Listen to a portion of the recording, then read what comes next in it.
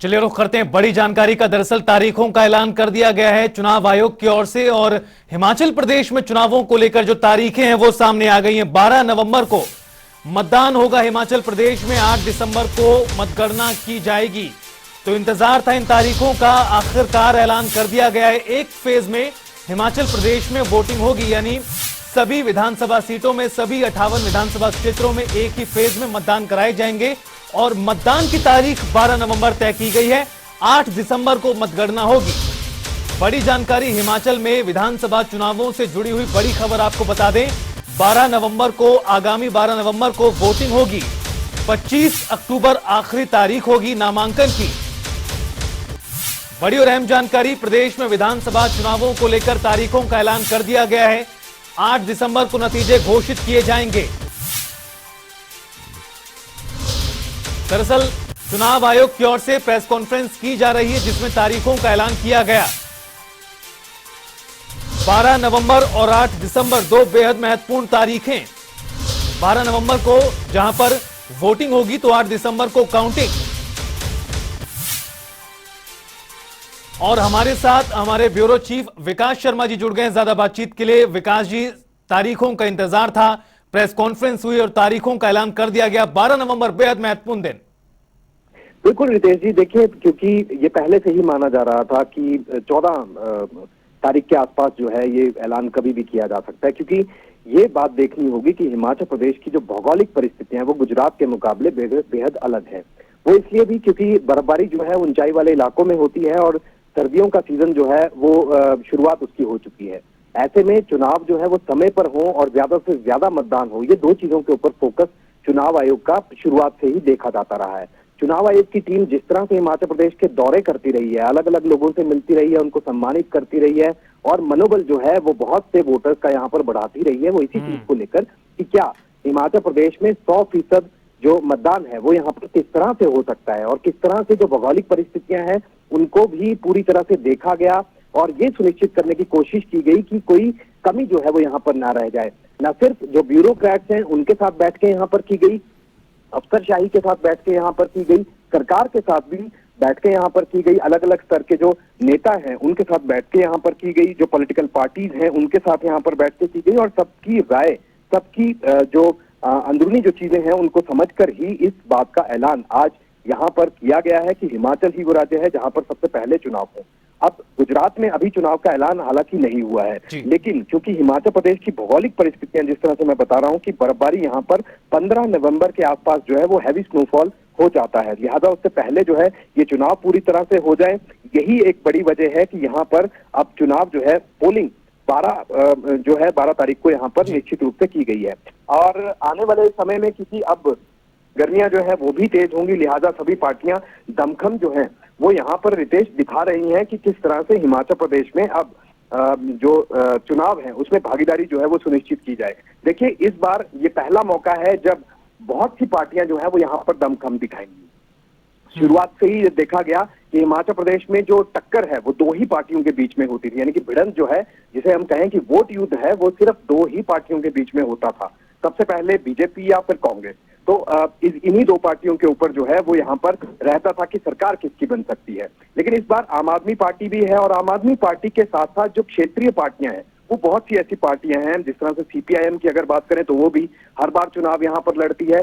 कुछ एक और नेशनल पार्टीज हैं जिस तरह से बीएसपी है या फिर समाजवादी पार्टी है, ये भी अपने कुछ कैंडिडेट्स यहाँ पर उतारती है और इसको लेकर भी बाकायदा पहले से ही, शुरुआत से ही यहाँ पर कई बार। ठीक है विकास जी, आप हमारे साथ जुड़े रहिए। सुरेश कश्यप जी हमारे साथ जुड़ गए, बीजेपी प्रदेश अध्यक्ष। सर स्वागत है आपका जनता टीवी पर। जी जी, थैंक यू। सुरेश जी, काफी समय से इंतजार था प्रदेश में राजनीतिक दलों को, तारीखों का ऐलान कर दिया गया। आज 12 तारीख को वोटिंग होगी, 8 को नतीजे आएंगे। जी जी जी, किस तरह से सर आप तैयारियों को देख रहे हैं, क्योंकि अब ज्यादा समय बचा नहीं है? देखिए हम चुनाव के लिए तैयार हैं और भाजपा लंबे समय से तैयारियों में जुटी है। पूरी पार्टी, पूरा संगठन और हमारी सरकार पूरी तरह से तैयार है। मैं समझता हूं किसी प्रकार की कोई चिंता का विषय नहीं है। तारीखों का ऐलान हो गया है, हम चुनाव में जुटेंगे, पूरे शक्ति के साथ जुटेंगे और इस बार भाजपा की सरकार को फिर से जो है विराजमान करेंगे। अब सर, अब कांग्रेस पार्टी की तरफ हम अगर देखें तो लगातार दिल्ली में मंथन किया जा रहा है कांग्रेस की ओर से उम्मीदवारों को लेकर। भारतीय जनता पार्टी का आखिर क्या रुख है, क्योंकि 25 अक्टूबर की तारीख है नामांकन के आखिरी दिन की, तो क्या माना जाए कितना समय और अब? देखिए, बहुत शीघ्र ही मैं समझता हूँ भारतीय जनता पार्टी उम्मीदवारों की घोषणा करेगी। और जहां तक कांग्रेस पार्टी की बात है, तो कांग्रेस पार्टी ने तो बहुत पहले तय कर दिया था। वो कह रहे थे नवरात्रों में घोषणा करेंगे, फिर उसके बाद करेंगे, लेकिन वो लंबे समय से हम सुन रहे थे, लेकिन अभी तक नहीं कर पाए। लेकिन भारतीय जनता पार्टी शीघ्र ही अपने प्रत्याशियों की घोषणा भी करेगी और हम चुनाव भी जीतेंगे। जी सुरेश कश्यप जी, हालांकि चुनावों में काफी मुद्दे हैं जो जिसको लेकर विपक्ष आप पर सवाल उठाता रहा है, आप पर निशाना साधता रहा है। हाल के दिनों में कांग्रेस पार्टी ने यह भी आरोप आप पर लगाए हैं कि सरकारी मशीनरी का दुरुपयोग आप लोग कर रहे हैं। चुनावों से पहले तारीखों के ऐलान से पहले एक के बाद एक कई कार्यक्रम सरकारी किए गए जहां से मैसेज चुनावी दिया गया। देखिए, उनको इस बात को समझना चाहिए कि हिमाचल प्रदेश ने हमारी जो गठन के 75 वर्ष के कार्यक्रम हुए हैं, वो कार्यक्रम हम कर रहे थे और उसमें भारी संख्या में लोगों का जो आना हुआ है, जिससे उनको चिंता हो गई। लेकिन मैं समझता हूं कि चाहे हमारे सरकारी कार्यक्रम हुए हों या हमारे पार्टी के कार्यक्रम हो, जबरदस्त जो है जन सैलाब उमड़ा है। और आज जो काम हमने किए हैं पिछले 5 वर्षों में, उसका नतीजा है कि जनता हमारे कामों के ऊपर जो है मोहर लगा रही है। निश्चित रूप से आज इसीलिए जनता का जो रुख है भारतीय जनता पार्टी की ओर है। और नतीजा ये है कि जो भी कार्यक्रम हो, चाहे वो सरकारी कार्यक्रम हो या पार्टी का कोई कार्यक्रम हो, उसमें भारी जन सैलाब उमड़ता है। जाहिर तौर पर अब सुरेश कौशप जी, अब ऐसे में जब चुनावों की तारीखों का ऐलान हो गया, दावे सभी कर रहे हैं, कितनी सीटों की उम्मीद आप लोग कर रहे हैं? कितनी सीटें आप देख पा रहे हैं इन वाले चुनावों में? देखिए, मैं कोई आंकड़ा नहीं बताना चाहूंगा, कोई आंकड़ा नहीं घोषित करना चाहूंगा, लेकिन इतना अवश्य है कि हम जो है बहुत बड़े मार्जिन से जीतेंगे और भारतीय जनता पार्टी अपनी सरकार बनाएगी। मैं कोई ये नहीं कहता कि कितनी सीटें हम जीतेंगे, लेकिन पिछली बार से भी ज्यादा सीटें हम इस बार जीतेंगे और फिर से भाजपा की सरकार को बनाएंगे।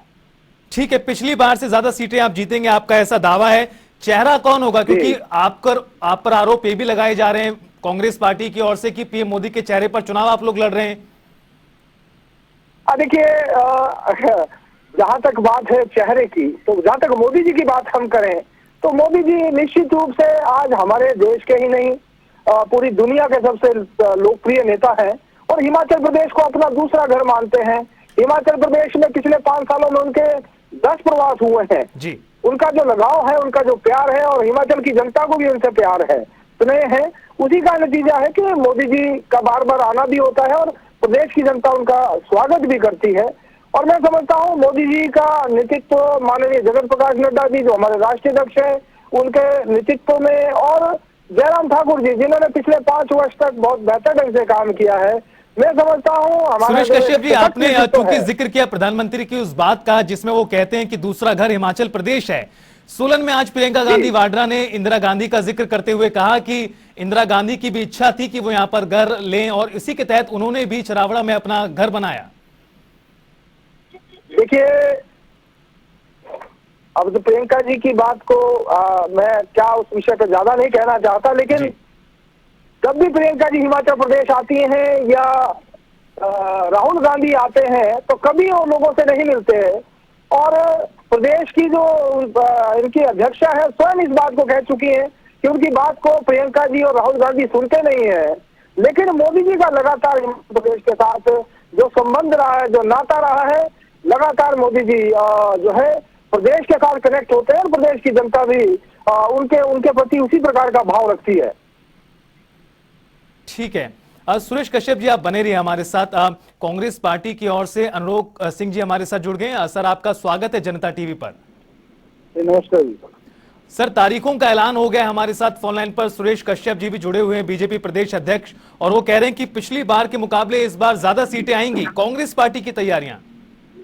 देखिए, नई कितने बार सामने आने हैं। पहली बात, जनता वोट डालती है, ना कि अनिरुद्ध सिंह या सुरेश कश्यप जी जो है चुनावी रिजल्ट डिसाइड करेंगे। रही बात चुनावों की, आज जो है चुनाव की घोषणा हो गई है। 12 नवंबर को जो है डेट ऑफ पोलिंग तय की गई है। जी। कांग्रेस पार्टी की पूरे प्रदेश में तैयारी जोर शोर से पहले से ही करके जो थी, जो है आज या कल जो है 2 दिन के अंदर अनाउंस कर दी जाएंगी और अब से जो है हम लोग पूरी तरह आने वाले आगामी चुनाव की तैयारी करेंगे। अनुरोध सिंह जी, लेकिन एक सवाल यहां पर इस लिहाज से उठाया जा रहा है कि ठीक है, सुरेश कश्यप जी ने भी कहा कि प्रधानमंत्री मोदी के फेस को लेकर आप लोग सवाल उठाते हैं कि उनके नाम पर आप वोट मांग रहे हैं। मुख्यमंत्री जयराम ठाकुर को लेकर आप लोग बात नहीं करते हैं, लेकिन कांग्रेस पार्टी में तो चेहरे बहुत सारे हैं, दावेदार बहुत सारे हैं। चेहरा आखिर कौन होगा कांग्रेस पार्टी में? देखिए, कांग्रेस पार्टी एक सेक्युलर पार्टी है और नेता सारे हैं। इनके पास बीजेपी के पास केवल मात्र एक मोदी साहब के नाम पे वोट डालते हैं और मोदी साहब को अपने बीजेपी अध्यक्ष के ऊपर विश्वास ही नहीं है, ना ही मुख्यमंत्री के ऊपर, जयराम जी के ऊपर विश्वास है। कभी वो अतुल सावंत को जो है रैलियां कर रहे हैं और झूठ का पुलिंदा जो है जनता के सामने पेश कर रहे हैं।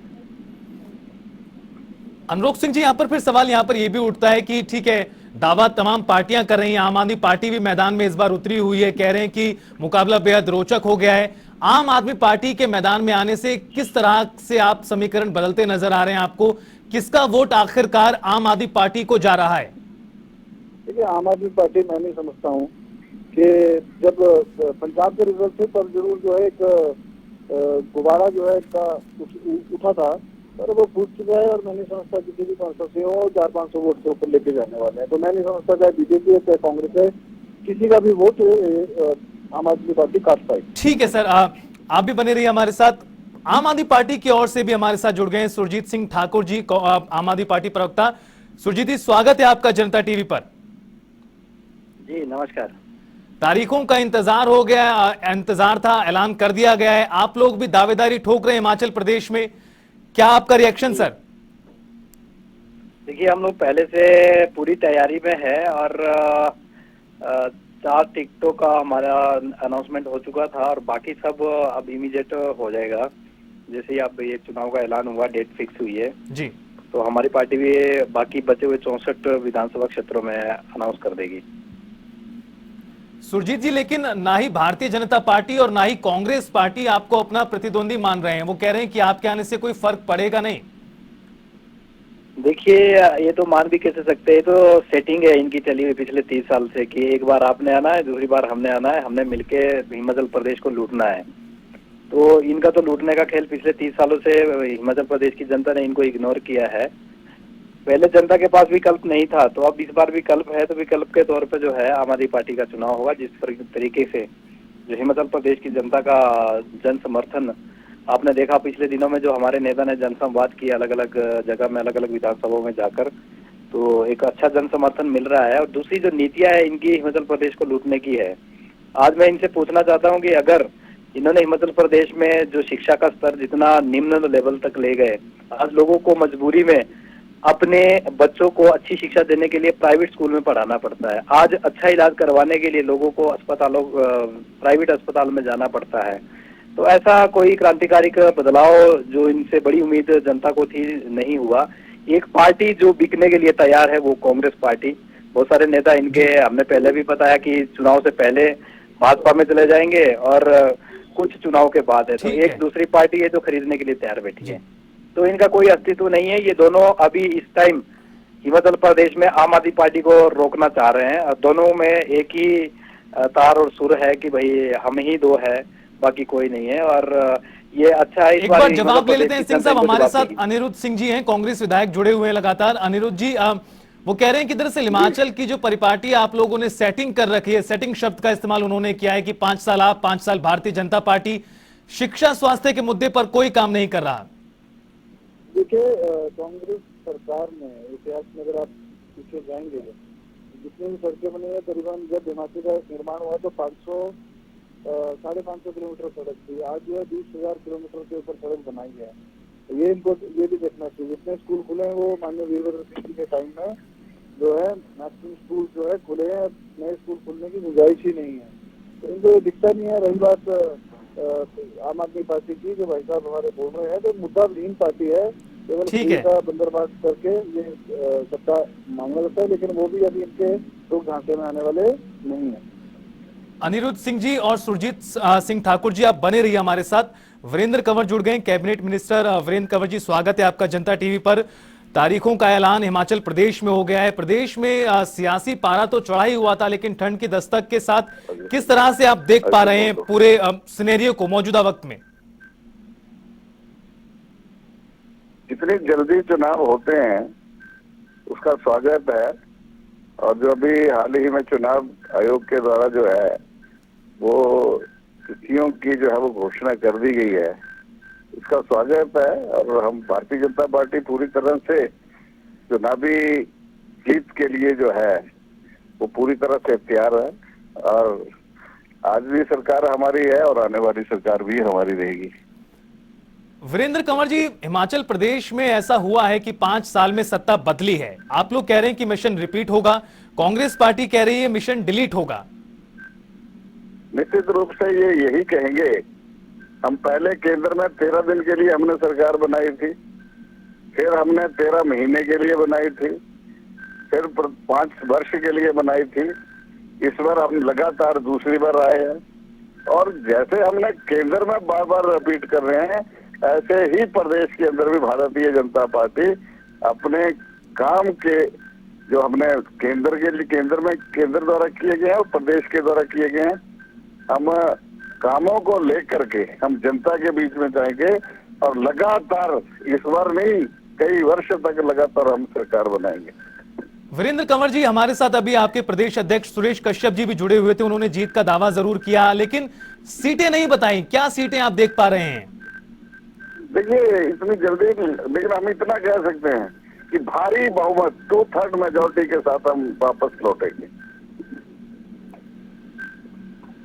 आम आदमी पार्टी भी इस बार मैदान में नजर आ रही है, और आम आदमी पार्टी का दावा है कि कांग्रेस पार्टी और हिमाचल भारतीय जनता पार्टी के बीच में दरअसल 5-5 साल में सत्ता बदलती रही है, लेकिन जमीनी मुद्दों पर काम नहीं हुआ, शिक्षा के मुद्दे पर काम नहीं हुआ, स्वास्थ्य के मुद्दे पर काम नहीं हुआ। इसलिए लोगों के पास अब एक विकल्प मिल गया है। जी जी, ऐसा है कि वो सिर्फ मैदानी एरिया में है, पंजाब में हो सकते हैं, लेकिन प्रदेश में पहाड़ में नहीं है। ये बात निश्चित है। यहाँ सिर्फ भारतीय जनता पार्टी है और विपक्ष में कांग्रेस है, बाकी आम आदमी पार्टी कोई नहीं है। सारे यहाँ पर आम आदमी हैं जी। और मैं ये कह सकता हूँ कि भारतीय जनता पार्टी दोबारा से सत्ता में आएगी, और पूर्ण बहुमत के साथ 2/3 मेजोरिटी के साथ जब हम सत्ता में आएंगे। वीरेंद्र कंवर जी, एक बहुत ही महत्वपूर्ण मुद्दा जिसको लेकर कांग्रेस पार्टी भी सवाल उठाती रही है, ओल्ड पेंशन स्कीम। कर्मचारी लगातार नाराज हैं और मांग भी की जा रही। प्रदर्शन भी हाल के दिनों में, क्रमिक अनशन भी देखा गया अलग अलग जगहों पर। क्या लगता है आपको इस मुद्दे का कितना फर्क आपके ऊपर, बीजेपी के ऊपर चुनाव में पड़ने जा रहा है?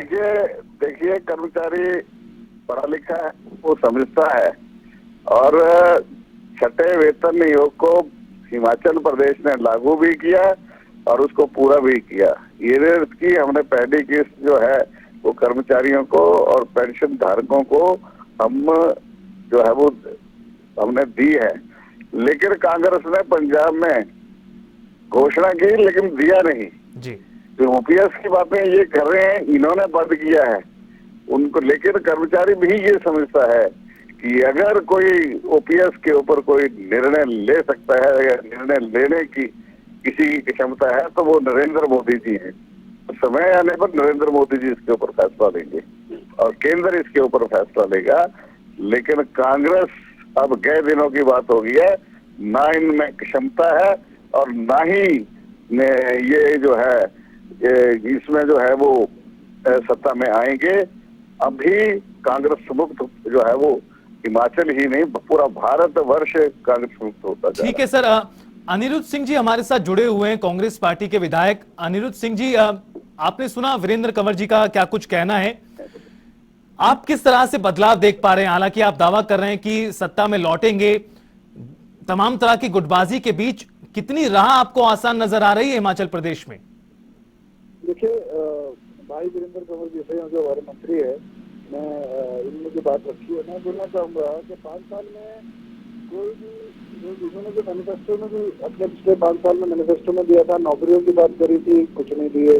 बेरोजगारी बढ़ गई है, महंगाई ज्यादा बढ़ गई है, और केवल मात्र मोदी साहब की अभी जैसे बात करी कि मोदी साहब देंगे, तो मैं समझता हूँ मुख्यमंत्री ने तो 5 साल में कुछ भी नहीं दिया है। इनके बात से तो यही लग रहा है कि माननीय मुख्यमंत्री ने, जयराम जी ने 5 साल में कुछ नहीं दिया, ना सरकार ने दिया है, केवल मात्र दिल्ली के आश्रय के मोदी साहब वहीं से जादू की छड़ी चलाएंगे। और यहाँ पे जैसा इनका मानना है कि भाजपा की सरकार बनेगी, परंतु जनता ही तय करेगी कि उन्हें किसको लाना है। जनता ने मन बना लिया है कि कांग्रेस पार्टी को इस बार सत्ता में लाना है। ठीक है सर। सुरजीत सिंह ठाकुर जी, एक सवाल मेरा आपसे ये भी है कि आखिर पंजाब में आप सत्ता में आए हैं, दिल्ली में आप सत्ता में हैं, हिमाचल में सत्ता तलाश रहे हैं, मुद्दे कौन से आपकी ओर से उठाए जाएंगे? कौन से ऐसे मुद्दे हैं जिसको लेकर आप चुनावों में उतरे हुए हैं? देखिए, मैं बताना चाहता हूं कि हिमाचल प्रदेश को इन दोनों पार्टियों ने मुद्दों के अलावा दिया क्या है। एक सबसे बड़ी बात यह है कि सबसे बड़ी बात यह है कि इन दोनों पार्टियों ने एक कंपटीशन इनमें चला है जो इन्होंने दिया है हिमाचल प्रदेश को, वो है इतना सारा कर्ज है कि आज 70,000 करोड़ के पार जो है हिमाचल प्रदेश पे कर्जा इन्होंने हिमाचल प्रदेश की जनता के ऊपर ला दिया है। बात करते हैं 2012 से 17 के बीच में, तो 19,135 करोड़ का कर्जा जो है वो राजा वीरभद्र सिंह जी की सरकार ने दिया, और 2017 से लेकर और 2022 के बीच की अगर बात करें तो इन्होंने भी ठाकुर जयराम जी ने 21,000 करोड़ से ज्यादा का कर्जा हिमाचल प्रदेश की जनता को दिया है। ठीक है। बात करते हैं टीए वगैरह देने की, कर्मचारियों को तनख्वाह देने की, इनके पास तनख्वाह देने के तो पैसे है नहीं, और टीए वगैरह देने की ये बात कर रहे हैं। ठीक है। और उसके लिए भी कर्जा लेके ये चलाते हैं, कर्जा लेकर सरकार चला रहे हैं, आपकी ओर से आरोप है। बहुत बहुत शुक्रिया सुरजीत ठाकुर जी, अनुज जी आपका भी, और वीरेंद्र कंवर आपका जी, जनता टीवी के साथ जुड़ने के लिए और तमाम चर्चा के लिए।